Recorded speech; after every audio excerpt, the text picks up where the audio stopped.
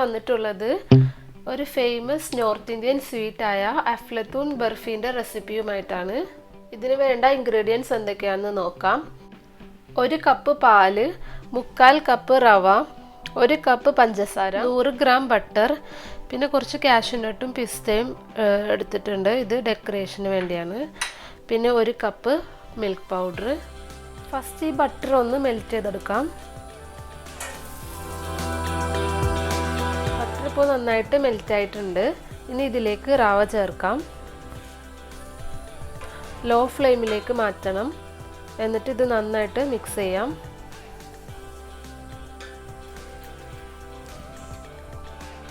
ഇനി ഇതിലേക്ക് പഞ്ചസാര ഇട്ട് കൊടുക്കാം. നന്നായിട്ടൊന്ന് മിക്സ് ചെയ്തെടുക്കാം.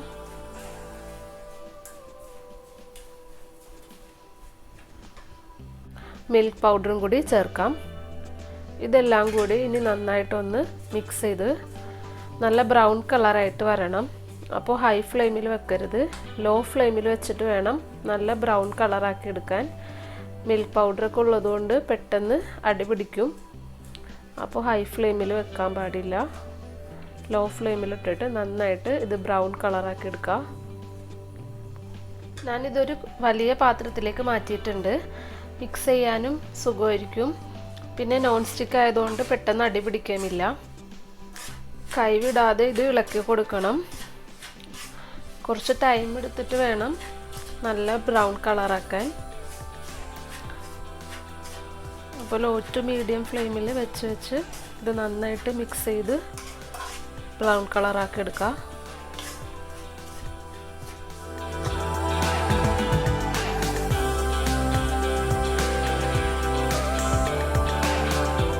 ഇപ്പോൾ കളറ് മാറി വരുന്നുണ്ട്. ലൈറ്റ് ബ്രൗൺ ഷെയ്ഡായിട്ടുണ്ട്. അപ്പോൾ ഇത് നല്ല ടൈം എടുത്ത് ബ്രൗൺ കളറായിട്ടുണ്ട്. നോൺ സ്റ്റിക്ക് പാൻ തന്നെ ആയിരിക്കും നല്ലത്. കാരണം സ്റ്റീലിൻ്റെ ഒക്കെ ആകുമ്പോൾ പെട്ടെന്ന് തന്നെ അടി പിടിക്കും. മിൽക്ക് പൗഡർ ഉള്ളതുകൊണ്ട് പെട്ടെന്ന് തന്നെ അടിക്ക് പിടിക്കും. അപ്പോൾ ചെയ്യുമ്പോൾ ഒരു നോൺ സ്റ്റിക്ക് പാനിൽ ചെയ്യുന്നതായിരിക്കും നല്ലത്. അപ്പോൾ ഇത് നന്നായിട്ട് ബ്രൗൺ ആയിട്ടുണ്ട്. ഇനി ഇതിലേക്ക് എടുത്തു വെച്ച 1 കപ്പ് പാൽ ഒഴിക്കാം.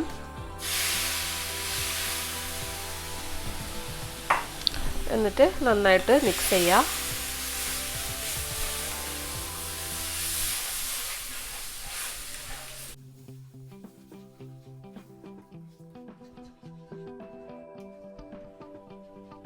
പാലൊഴിക്കുമ്പോൾ ഇതിൽ നിന്ന് ബബിൾ വരാൻ തുടങ്ങും.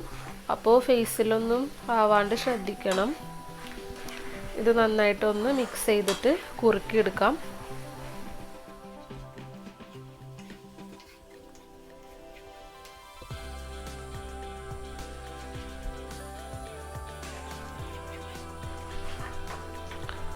ഇപ്പം തിക്കാവുന്നുണ്ട്. ഇനി പാലൊക്കെ നന്നായിട്ട് വറ്റി പാത്രത്തിൽ നിന്നൊക്കെ വിട്ട് വരും. അതാണ് കറക്റ്റ് പരുവം. അപ്പോൾ പാല് നന്നായിട്ട് വറ്റണം. ഇതിവിടെ റെഡി ആയിട്ടുണ്ട്. പാലൊക്കെ നന്നായിട്ട് വറ്റി പാത്രത്തിൽ നിന്ന് വിട്ട് വരുന്നുണ്ട്. ഈ ഒരു പരുവമാവണം. ഇനി ഇതൊരു സെർവിങ് പ്ലേറ്റിലേക്ക് മാറ്റാം. ഇനി ഇതൊന്ന് ഗാർണിഷ് ചെയ്യാം.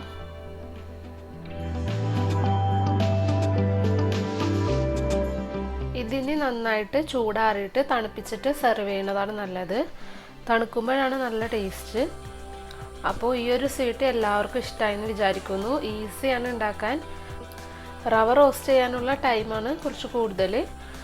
അപ്പോൾ ഇതെല്ലാവരും ട്രൈ ചെയ്ത് നോക്കണം. വീഡിയോ ഇഷ്ടമായെങ്കിൽ ലൈക്ക് ചെയ്യാനും ഷെയർ ചെയ്യാനും സബ്സ്ക്രൈബ് ചെയ്യാനും മറക്കരുത്. അപ്പോൾ അടുത്ത നല്ലൊരു റെസിപ്പി ആയിട്ട് വരാം. ബൈ.